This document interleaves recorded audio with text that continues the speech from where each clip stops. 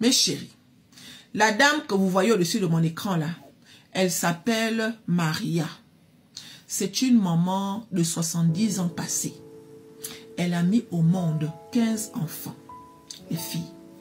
À l'heure où je vous parle, les 15 enfants que cette dame a mis au monde lui ont foutu à la porte. Les enfants disent qu'elle est sorcière. Les enfants disent que c'est un vampire. Les enfants disent que c'est à cause d'elle que leur vie ne marche pas.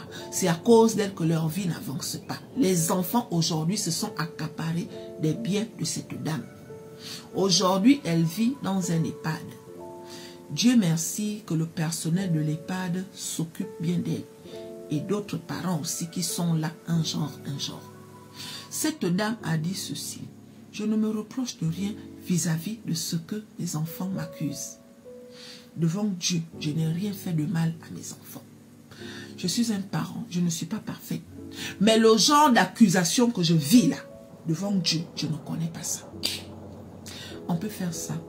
Elle pleure tous les jours. Elle demande à Dieu pourquoi Dieu permet ça. Seigneur, tu m'as donné 15 enfants que j'ai portés. J'ai accouché. Tous les 15 aujourd'hui me font passer pour une malade. Tous les 15 aujourd'hui me font passer pour une méchante. Alors que tu sais que je n'ai rien fait de tout ce que les enfants sont en train de m'accuser. Aïe. Il y a 3 catégories d'enfants. On va parler de 2 catégories. La première catégorie, c'est des enfants qui sont victimes de parents toxiques. La majorité des enfants qui sont victimes de parents toxiques, là, ils percent. Et des enfants qui sont toxiques pour leurs parents. La majorité des enfants qui sont toxiques pour leurs parents, là, ils tombent plus tard. Parce que le karma agit.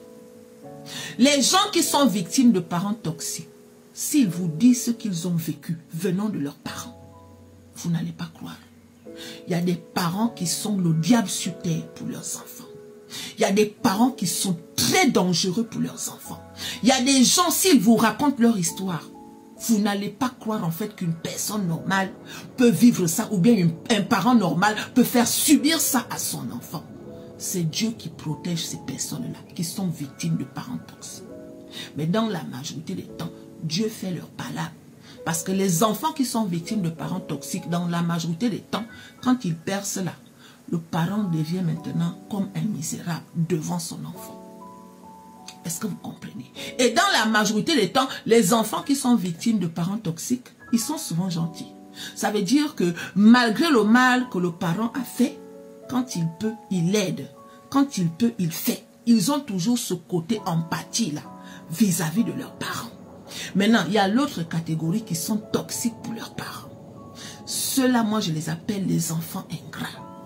Le genre d'enfant pour qui tu te sacrifies. Le genre d'enfant pour qui tu te bats. Le genre d'enfant pour qui tu fais tout afin qu'il ait un avenir meilleur. Mon cher, tu joues ton rôle de parent bien comme il faut. Et des fois, tu dépasses même la limite. Sauf que tôt ou tard, l'enfant va te regarder dans les yeux et il va te considérer comme un moins que rien. La preuve est là. Et ils sont nombreux comme ça. Vous allez venir me dire qu'un enfant ne doit rien à son parent. Moi-même, je fais partie des gens qui disent ça. Parce qu'en tant que parent, je n'attends rien de mon enfant.